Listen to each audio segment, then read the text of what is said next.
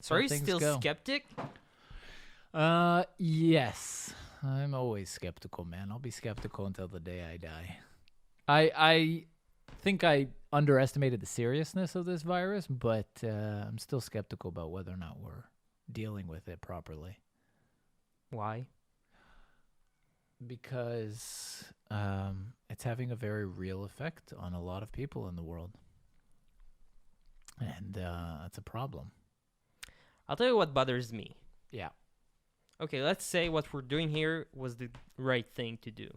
Mm-hmm. And it saved lives. Okay, but I don't see any scenario where we return to a version of our lives, maybe a different version, but a version. And like the chances that we'll fail to return to our daily lives, our jobs, without an outbreak, and going back essentially to Square one. Yeah. What then? I mean, what if they're talking about all the exit strategies right now, right? Yeah. Okay, but what if they fail? So this is what I said from the beginning, which was that, you have to remember the number one rule of social sciences is unintended consequences. And you take these actions and you don't know what effect they'll have, essentially.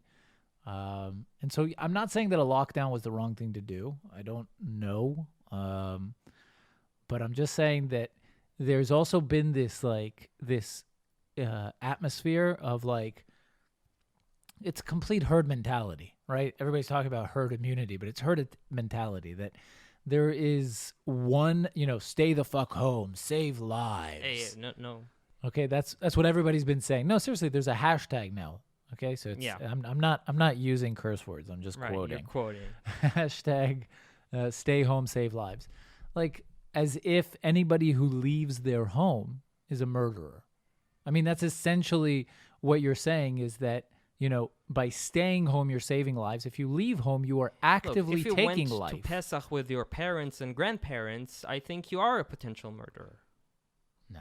You're not a murderer. And we need to be a little bit more nuanced in our language. Unless you infected your grandparents. You're still not a murderer if you infected your grandparent. What if you had the flu last year and you went and visited your grandmother? It's not as deadly.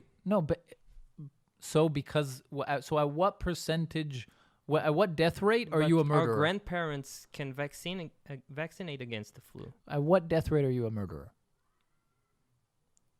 I don't know. So I don't think that everybody who if you shares that hashtag. If you had 3 glasses of wine in it and then drove your grandmother home. Yeah. After Pesach, you're a potential murderer, right? Yeah, because you cannot drive when you're drunk. Okay. You can't. Okay. So we agreed to that. Yes. Okay. But I don't think that's relevant. All I'm saying is I also don't think everybody who's sharing the hashtag is calling everybody murderers for leaving their home. But I just think that there's this atmosphere of you cannot question the virtue and the intelligence of the current state of affairs and what people are, which is these drastic measures of locking everybody down in their homes, taking away a lot of civil liberties and a lot of individual freedoms in the name of saving lives. I think we need to start being a little bit more skeptical. But people die. That's the problem with being skeptical. Lots of people die. Yeah, but I mean, it's easy to be skeptical here where relatively few people died. But in New York, when they have 1,000 deaths a day...